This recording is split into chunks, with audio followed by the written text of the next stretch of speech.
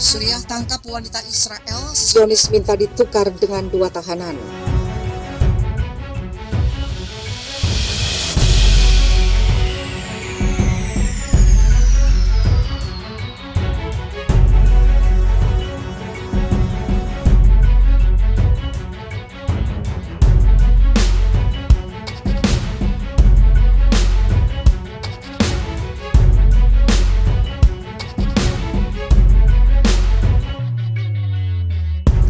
Seorang wanita muda Israel tidak sengaja memasuki Suriah dan ditangkap otoritas rezim Presiden Bashar al-Assad. Pihak Zionis melakukan negosiasi pertukaran tahanan antara wanita itu dengan 2 tahanan asal Suriah.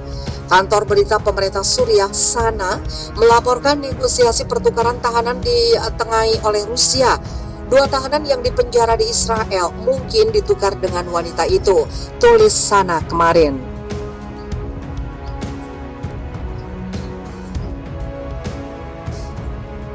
Laporan itu muncul sehari setelah Kabinet Israel mengadakan pertemuan tentang masalah kemanusiaan rahasia yang terkait dengan Suriah. Pertukaran itu terjadi melalui mediasi Rusia untuk membebaskan warga Suriah Nihal Almak dan Diab Khahmus, tahanan Suriah asal Golan, wilayah Suriah yang diduduki Israel dalam pertukaran di mana seorang wanita muda Israel memasuki wilayah Suriah secara tidak sengaja akan dibebaskan. Dia tidak sengaja memasuki wilayah Quneitra dan ditangkap oleh otoritas Suriah, lanjut laporan Sana. Nihal Almak, salah satu warga Suriah, berasal dari keluarga mantan narapidana di penjara Israel.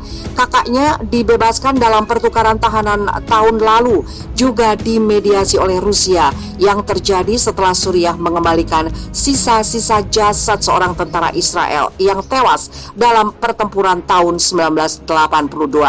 Sementara itu, laporan terbaru dari Times of Israel, Kamis 18 Februari malam menyebutkan Al-Mak sudah dibebaskan. Dia memberitahu stasiun televisi Al-Ikhbariyah, "Saya sekarang bebas di tanah air saya."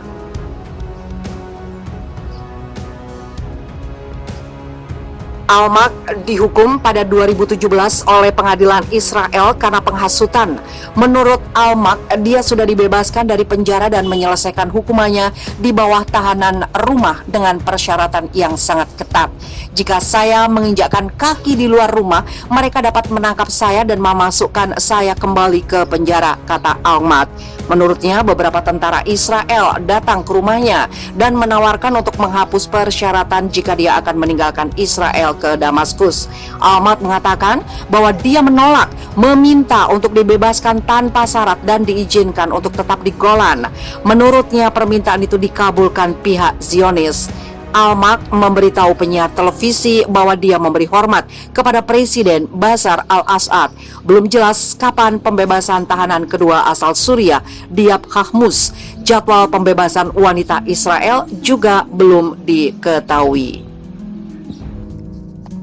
Fakta hubungan Israel-Iran, musuh bebuyutan yang saling ancam. Ketegangan antara Israel dan Iran semakin memanas. Israel baru saja mengumumkan rencana untuk menyerang Iran. Panglima militer Israel menyatakan telah memerintahkan jajarannya untuk menyusun rencana. Iran langsung merespon. Meski menganggap rencana Israel itu hanyalah perang urat syaraf, Iran tetap merapatkan barisan.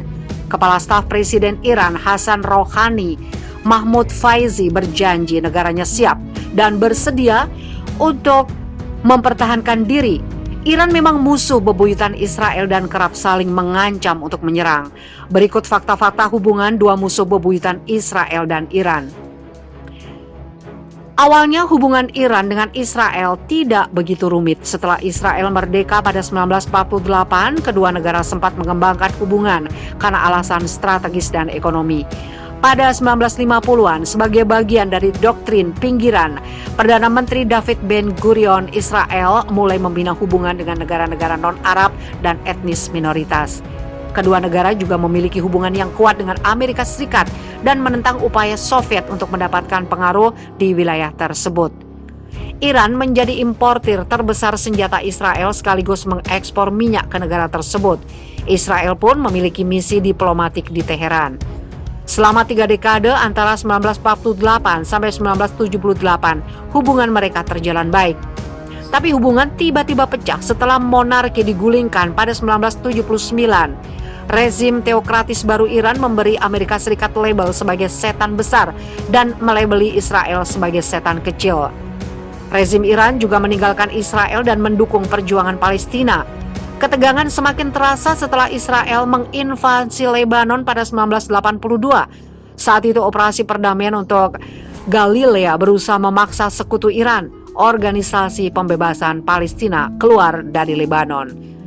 Teheran lalu mengirim sekitar 1.500 penasihat Korps Garda Revolusi Islam ke lembah Beka bagian timur Lebanon. Mereka tidak menghadapi Israel, tapi justru memobilisasi, melatih dan melengkapi milisi bawah tanah yang berkembang menjadi Hizbullah. Hizbullah telah melambangkan strategi besar Iran untuk menciptakan kekuatan proksi di seluruh Timur Tengah guna mempromosikan kepentingan dan ideologi Iran. Setelah PLO dipaksa menarik diri dari Beirut pada 1982, Hizbullah secara bertahap mengambil peran sebagai kekuatan utama untuk melawan Israel. Pada 1983, Hizbullah mempelopori penggunaan bom bunuh diri untuk mengusir pasukan Barat dan Israel dari Lebanon. Pengeboman pertama terhadap Israel terjadi pada 4 November 1983 ketika sebuah mobil yang membawa 600 kg bahan peledak memasuki markas pasukan pertahanan Israel di selatan Tire dan menewaskan 28 orang Israel. Sepanjang 1990-an, Hizbullah terus terlibat dalam peperangan intensitas rendah dengan IDF dan tentara Lebanon Selatan. Pada tahun 2000, lebih dari 900 tentara Israel tewas di Lebanon. Kemudian pada Mei 2000, Israel secara sukarela menarik diri dari Lebanon Selatan. Ini adalah pertama kalinya Israel menyerahkan wilayah Arab tanpa perjanjian damai. Selama 4 dekade terakhir, Iran menghindari perang besar-besaran dengan Israel atas Palestina. Tapi pihaknya juga berulang kali memperingatkan konsekuensi serius jika Israel menyerang Republik Islam. Setiap dekade pula permusuhan antara Iran dan Israel kian meningkat. Iran mengumpulkan semakin banyak mitra atau proksi dengan senjata yang semakin canggih. Titik nyala konflik juga kian bertambah dari segi volume dan skala. Israel khawatir nuklir Iran. Israel, sekutu dekat Amerika Serikat, menuduh Iran berusaha membangun bom nuklir, tuduhan yang dibantah Teheran. Iran menyetujui perjanjian nuklir dengan Inggris, Cina, Perancis, Jerman, Rusia, dan Amerika Serikat pada 2015. Kesepakatan itu menawarkan keringanan sanksi sebagai imbalan atas perbatasan ambisi nuklir Teheran dan jaminan tidak akan membuat bom atom.